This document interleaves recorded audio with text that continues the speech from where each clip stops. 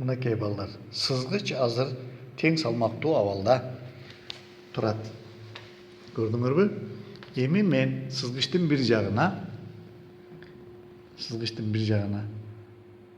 жыгач брусокту коем. Көрдүңөр? Бул деген сөз тең салмактуулугу бузулду деген сөз. Эми бул ошондой эле экинчи жагына алюминийден жасалган брусокту коем. Мынакей. Дагы тең салмактуулугу бузулду. Көрдүңөрбү?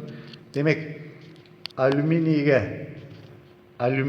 аракет эткен күч чоң, алюминийдин массасы чоң, ошон үчүн буга оордук күчү чоң күч аракет этип атат. Көрдүңөрбү? Эми тең салмактуу абал болуш үчүн алюминий брусокту алып коем дагы мен ордуна. Дагы наркынын өзүндөй жыгач брусогун коем. Мына, көрдүңөр? Тең салмактуу абалына келди. Экөө тең жыгач брусок тең салмактуу абалына келди. Эми суроо туулат. Ушул жерден күчтүн ийинин өзгөртүү менен мен жыгач брусок турган жакты узартып, алюминий брусок тура турган жакты кыскартам. Тең салмактуу абалга келтирсек болобу? Болот.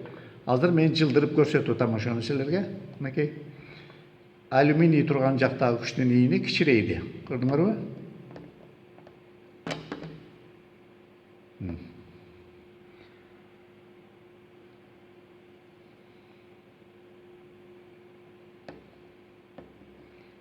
Мынакей.